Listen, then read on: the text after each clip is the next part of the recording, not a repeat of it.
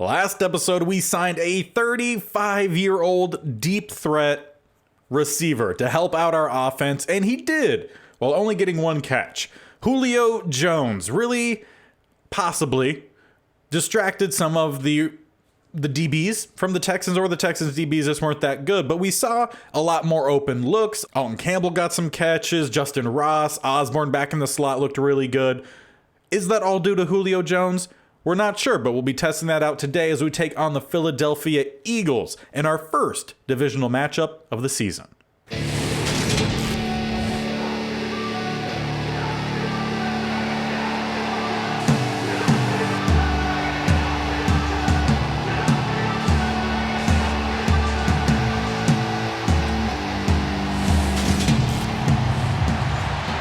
And let's get this one underway. Dicker the kicker with the boot sends it to about mid-end zone, where they'll take the knee starting at the 25. Now Jalen Hurts no longer the quarterback here for the Eagles. If you missed it last episode, we saw Kirk Cousins is the starting quarterback. So expect that might be the reason why they're 1-4. Kirk is definitely not one to typically take the deep shots downfield. We did see him do it last year IRL, and it was the best season we've seen him have with the Vikings. But this team, the Eagles team, is meant to get some guys down the field. And when they do that, we've seen things open up underneath for Miles Sanders, who they do still have in this universe. As we'll send the blitz here with a wide open receiver. What were you doing, Henders? And you whiff on the tackle as well. Well, great start. I mean, if you leave a guy that wide open, even Kirk Cousins is going to toss it down the field to him. Well, we're going to have to answer back pretty quickly, as we'll start off with a run down the middle. Borghi will get nowhere. And we do have to watch out across the middle. Big Jordan Davis will be trying to stuff the run, so we might keep things more to the outside in this one, as we'll go with a drag route here. Osborne will get a 6, leaving us with 4 more here on third down. We'll bring out the 2 receiver either side, set here. Send the slant route so that let those develop, and some congestion across the middle bumps off Justin Ross, and unfortunately we're going to have to punt. So not a quick answer. Instead, punting right back to the team that scored rather quickly. At least, yeah, okay, we don't get the quick forced fumble. Nice tackle there, though, from Amadi. So defense, if you want to quickly correct things and force a turnover, be nice. They'll start in shotgun. They got trips out to the left-hand side. Will be another shot right down the sideline. And what is this Kirk Cousins we're seeing? He's taking just deep shot after deep shot. I mean, I guess that's what I get calling him out at the beginning of the game. I jinxed us, and hopefully we can quickly correct that. Send the blitz right at him. No problem. Kirk sitting in the pocket. Cashman still won't get there despite being right next to him the whole time. All right, well, I guess Kirk had his chains on to start this game. They'll come out with a tight shotgun look. Will be another pass. Kirk Cousins has all the time right now until Shaka Tony gets there, pops the ball free, and Tristan Hill recovers. Just talk about forcing a turnover to help us out. Well done. And now that Kirk is off the field, I could say very Kirk Cousins right there to take the hit from behind and let that ball pop loose. Right down the middle, Borghi just trucked through. I think that was Hargrave.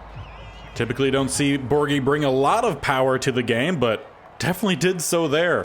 2nd and 4, we'll go with a little bit of some play action off of it. Gonna have Osborne once again as the safety comes down. Great play, not even safety, that was Darius Slay. Expect to see him do that at least a lot more often, as we're gonna go with a motion over read option here.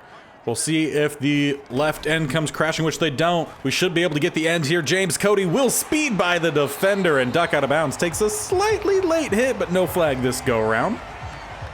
We did, however, start to see those get called a lot more often last week. 2 late hits called on the Texans, so at least we're getting something from those now. Is anyone gonna try to get open? Toss this one out. Osborne didn't even attempt to grab it. Have to admit, slightly annoying at that, because could have been a really big play. Now, here's one I'm not exactly sure what button I need to press. We have a couple different options here on the shovel pass, which we will get it in, and that one was almost intercepted. So a great play there made by the corner. Maybe we don't run that all too often. 3rd and 9. A little bit of some play action right across the middle. We're going to find Alton Campbell this time, who will try to turn upfield. Will get us inside the red zone. Now trying to set up the wide receiver screen, which we do have some decent blocks. Justin Ross will get a few. He scored on a very similar play to that last episode. Obviously not doing so in this one, as we will hand this one off. Borghi cuts towards the middle, gets the first down to the 7.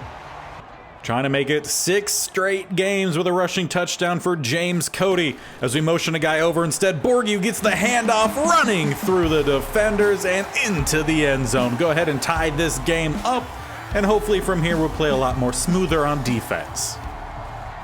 Though having said that, we would not have had that drive if it wasn't for the Shaka Toney sack fumble on the previous defensive run. They do go with a run on play 1 here of this drive, and Miles Sanders will pick up 8.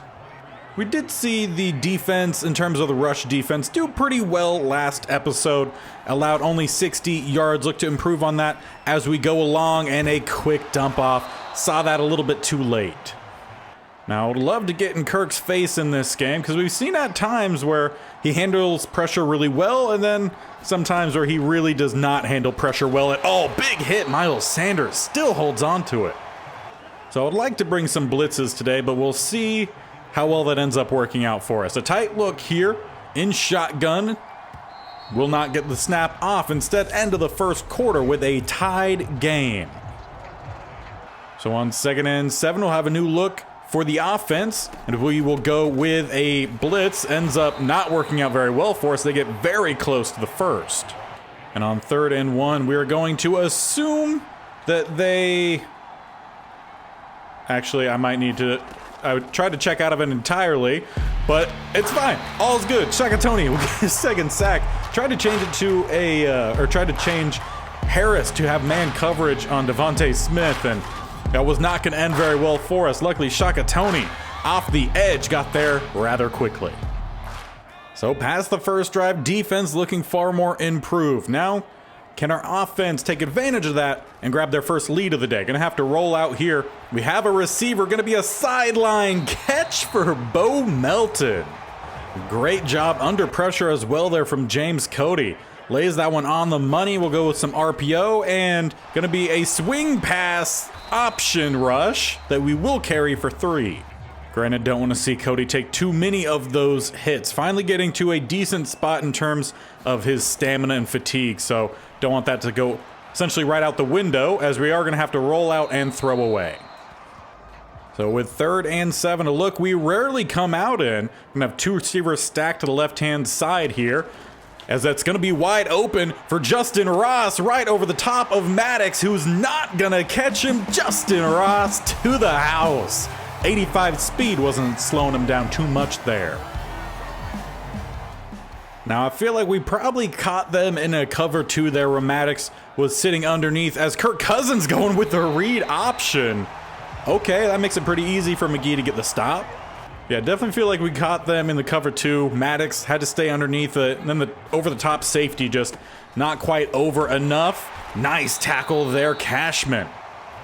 Now the defense just needs to get one more stop here. The crowd is behind them, chanting defense, defense. If we could just get one more play here. They're going deep.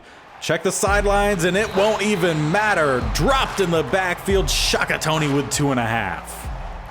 This team has seemed to have found their groove early on here after the slow misstep early on. Borghi down the middle with a nice strong run. We'll get 6.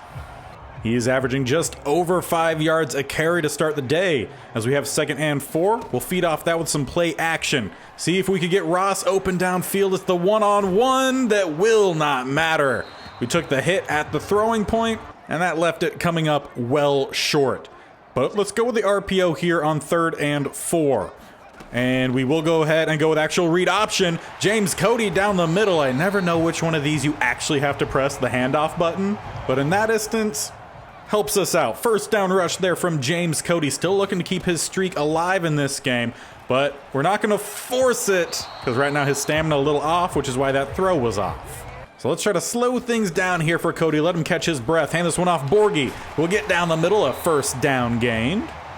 And now maybe go with some RPO here, possible power rush, or maybe some slants across the middle. And we will go ahead and hand this one off. Borgie down the middle once again, another 8, maybe 9. No, they say 10. And that'll carry us all the way to the 2-minute warning. Trying to just maybe make it a 2-score lead before half. Would not mind. See, we might need to go with the drag route here, and we will get it to Julio Jones, who only gets a yard on the play. I believe he only had 1 catch for us last week as well, but he's definitely helping either mentor or just get the other guys open a lot more. Go with some read option here. Cody not able to get by Maddox. Good tackle. But we'll stick with that same look, letting this clock roll down to about a minute. Gonna send Ruckert all the way to the left. He's gonna leak to the right. Does not open up much for him, but it does a little bit later, and we will dump it off to him. Ruckert will step out at the 5. Now with all 3 timeouts, we'll bring out the big men here. Cody again needs to catch his breath, so Turbin will get the shot down the middle, and really good job there from the Eagles. But we'll give him one more go. Would love a double team here on Davis. Kind of works a little bit. We'll get a yard, maybe 2 out of it.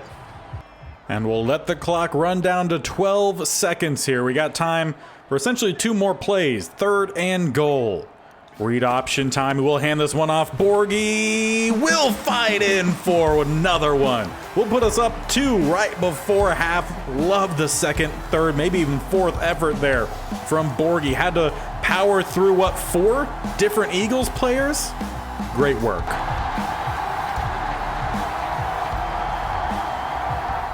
And that touchdown will carry us on into half with a 21-7 lead. Take a look at this board here. Rushing defense doing pretty solid, only 25 yards. Rushing offense, 83. We have the lead in most categories, which I love to see. Did that rhyme? Maybe it did.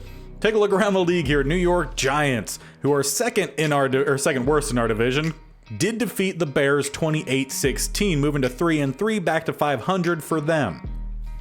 As for the next update, we'll be all the way across the United States entirely. Seahawks currently down 21-7 as well. They have not won a game this season. And our last studio update for halftime, Houston Texans, who we just beat, are currently down 2 points to the Titans, 12-10. Neither of those teams doing very well.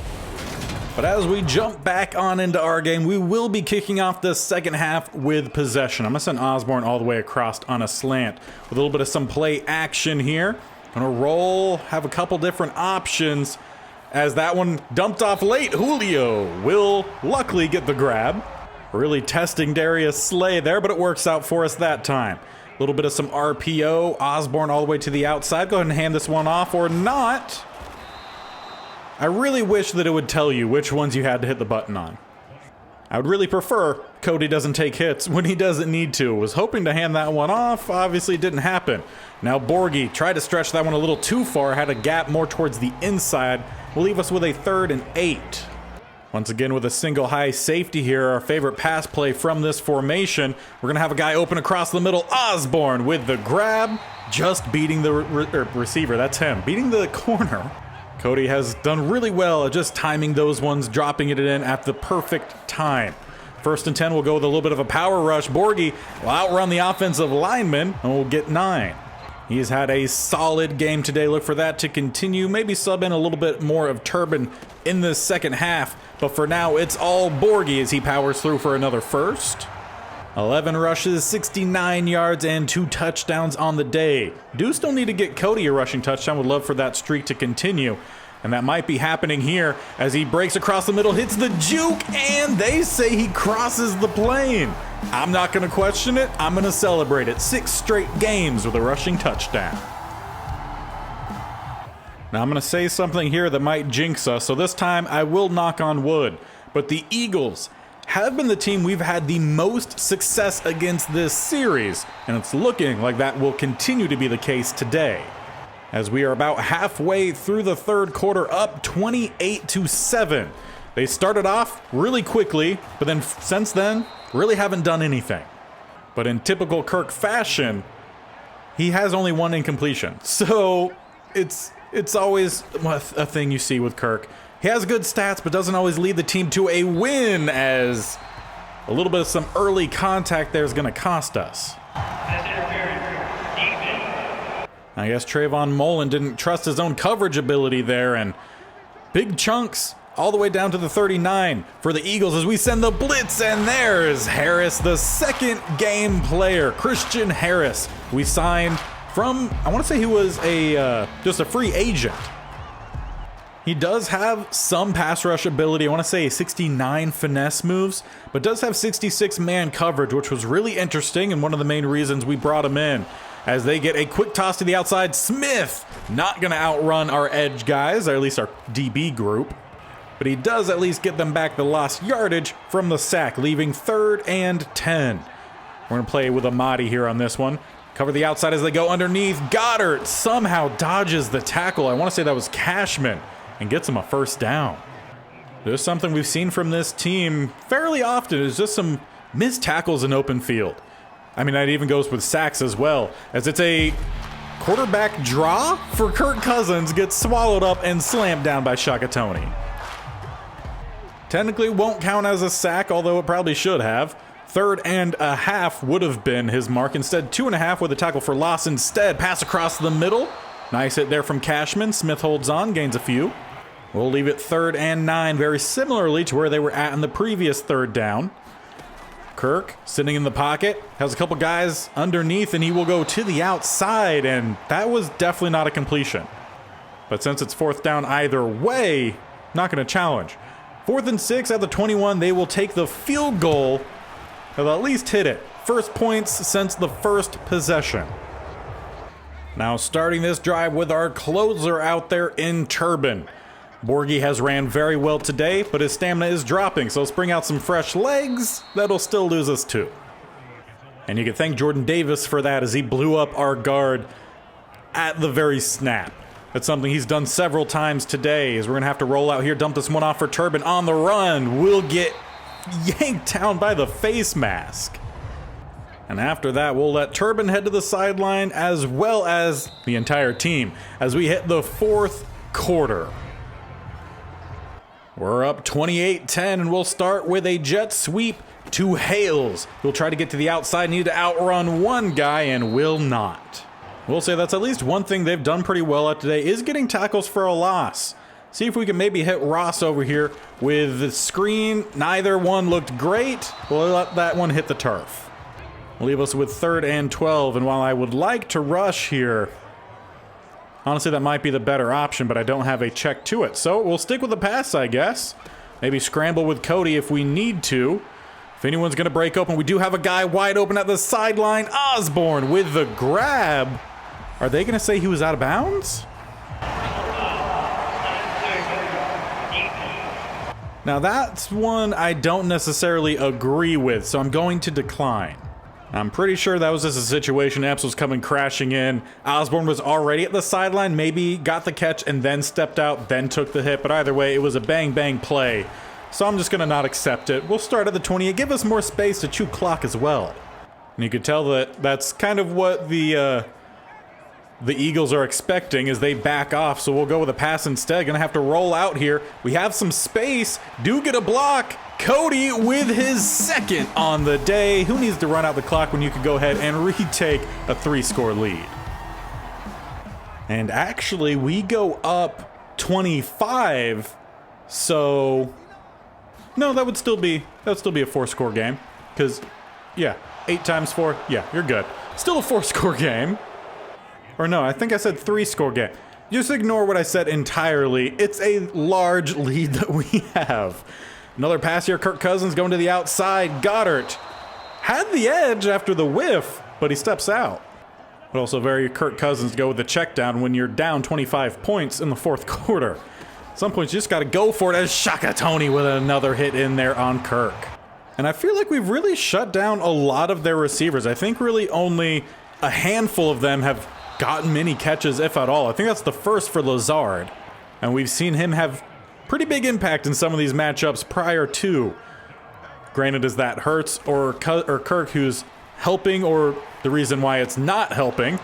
Hard to say, but it's primarily been Goddard and Smith today. I think there's been a few dump-offs for, I cannot think of his name, Miles Sanders. But for the most part, tight end and the number one receiver, as they'll dump this one off. Allen underneath gets a few. And let's try to bring some more pressure here.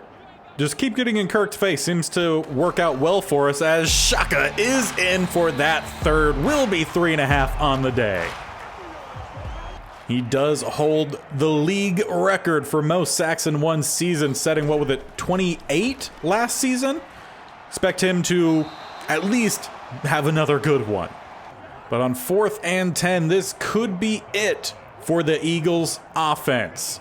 Let's back up our coverage a little bit here. Don't want anyone just getting wide open, as Smith will get open, but a tackle happens, I'm pretty sure, yeah, prior to the line to gain. Amadi sends him to the sideline.